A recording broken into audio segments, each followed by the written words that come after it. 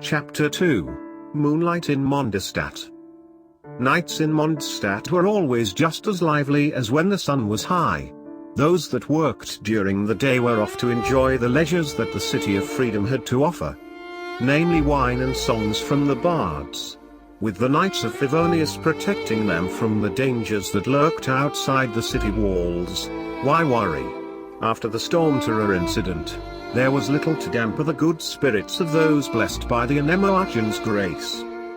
However, there were some that chose not to revel in the peace that had been brought upon them.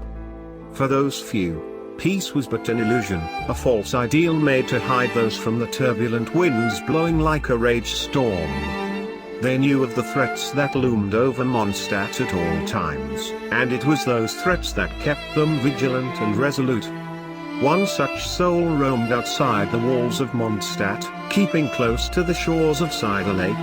On a clear night like this, most of the knights stick to the city to make sure the moonlight rabble don't make too much of a mess. With no prying eyes to keep guard, it was up to another to keep Mondstadt safe. For some that could be disconcerting, but for Diluc, it was a blessing. In the light of day, the young wine tycoon was just a rich gentleman who contributed to the drunken merriment of the citizens of Mondstadt. But at night, he was a fierce soul whose only purpose was to protect the city that he loved from whatever dangers might harm her. The fire of conviction burned bright in Diluc's heart, and nothing, not even the Knights of Favonius, could extinguish that blaze. With nothing of interest catching his eye, Diluc's eyes roamed to the calm waters of Cider Lake.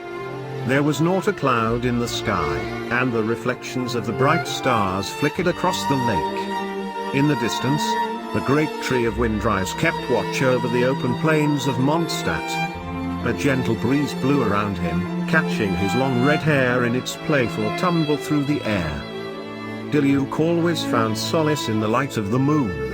During the day, he carried around a facade of perfection, that which was expected of the young master of the Dawn Winery. Yet at night, he was able to cast that aside, and follow his true calling.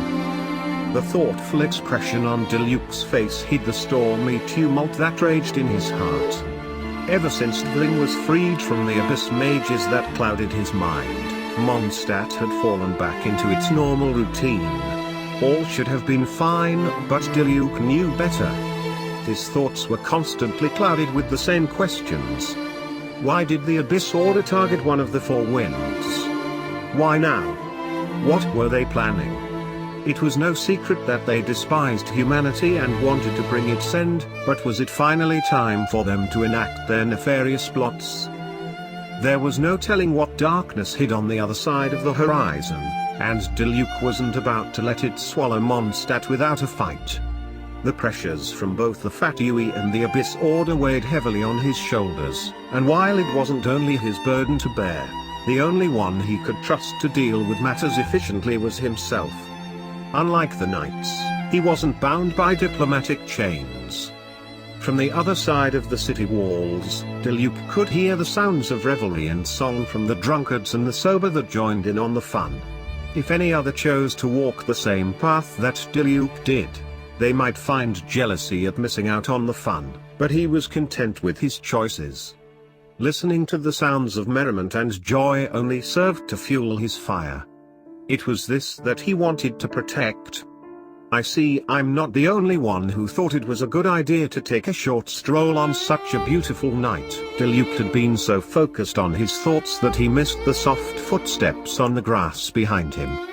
It was only when a familiar voice broke through his concentration that he realized someone was there. With a quiet sigh, he continued to look out over the lake. Acting Grand Master, I'm surprised you aren't held up in your office.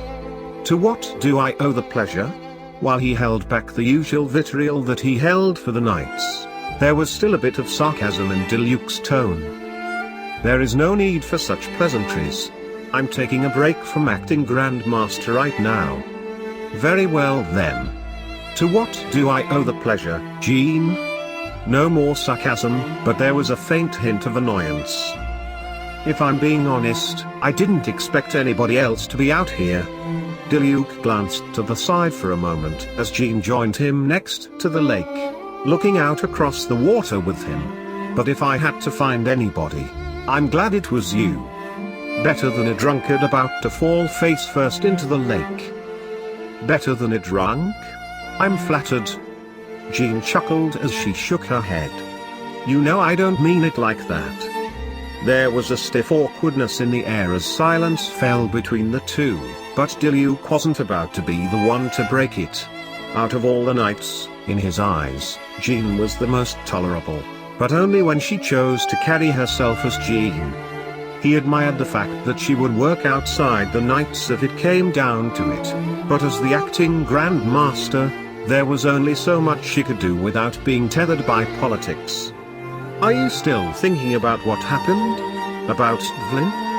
Jean's sudden question caught Diluc off guard, but he kept his expression calm.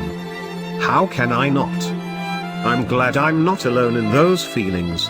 Jean sighed, looking up Diluc. Her eyes were clouded in exhaustion, yet he could tell that she was doing her best to keep a strong front. To think that the Abyss Order was behind it all. If it weren't for Ether and Bar Venti, Mondstadt may have been destroyed by now. I do hope that Vlin is at peace now and is relishing his well-earned freedom. I'm sure he is. Diluc instinctively pulled at his gloves as he said, but what about you? Here I thought with everything settled, the knights would be able to take a breather. It seems nowadays you're even busier than before. There is still so much to do. The Storm Terror incident left a scar for many, and it will take more than a few days to heal that wound. Problems keep cropping up, and with the knights as short-handed as they are, it's becoming more and more difficult to keep things from falling into chaos. With how much there is, I really shouldn't be wasting precious time on a walk like this. Everyone has their limits, Jean. Diluc wasn't one to talk, as he would gladly fight till his body gave out on him if it was the price he had to pay. As much as I dislike the knights, I know how fond of you they are. I'm sure some of them would be willing to take on more responsibilities so you could take a break. Jean sighed, shaking her head as her gaze fell to the ground. As acting Grand Master, it is my responsibility alone. We have been blessed by the Lord Barbatos, and as long as his blessings of freedom blow through Mondstadt, so must I continue to protect it. I have many good knights by my side, and if I were to abandon them, I wouldn't be able to look at them without shame. That stubbornness will be the death of you, Diluc replied, crossing his arms as he closed his eyes. But I'm sure you have better things to do than idle chit-chat. I for one am not a fan of it, so if that's all you have to say, I'll be on my way now. I take pride in my stubbornness, Jean chuckled. A quiet sigh escaped her lips, but she stayed put. I can't say you're wrong. But, before I go, I have one question that's been on my mind lately. Do you ever regret it? Looking back over at Jean, Diluc raised an eyebrow, unamused. Regret what? Regret leaving the knights. There was genuine surprise in Diluc's eyes. If there was one question he'd never thought he'd hear, it was that one. Not because it was a hard question to answer, but because he thought his answer would be very obvious. Of course not. The inefficiencies of the Knights of Favonius would only hinder me. That is your path, not mine, and I'm content on the path that I've chosen. I suppose I should have expected an answer like that. Jean sighed, shaking her head again, seeming lost in thought for a short moment. But as you said, I do have things that I need to take care of before the morning. Try not to overexert yourself too much, sir. Diluc's lips curled into a grimace. I told you to stop calling me sir. Jean let out a genuine laugh, the first one in many days. I give respect where respect is due. But I'll take my leave now. Out of the corner of his eye, Diluc watched as Jean turned on her heels, and retreated back towards the city. He listened to her footsteps as she walked away, but just before she was out of earshot, she stopped. I understand why you're critical of the knights, and you have every right to, but what's done is done. and I can only hope to change the future. I will continue to work hard and improve the knights in hopes that one day, you'll change your mind. If that day ever comes, remember that you always have a place among the knights." Before Diluc could give a scathing answer, Jean had already disappeared. Shaking his head, Diluc scowled at the thought of returning to the Knights of Favonius. However, he was interested to see what plans Jean had up her sleeve. If there was anything he knew about Jean, it was that her convictions were just as strong as his. He still wasn't sure if that was a good or bad thing. Maybe one day the Knights of Favonius would be cleansed of the sins of its past. Maybe one day they wouldn't be hindered by the threat of diplomacy. Maybe one day he could forgive them for what they did to him. But that day was not today.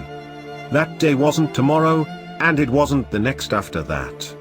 But as the thought of being a knight again crossed his mind, Diluc huffed as he grumbled under his breath. "And work beside Kaia? I think not.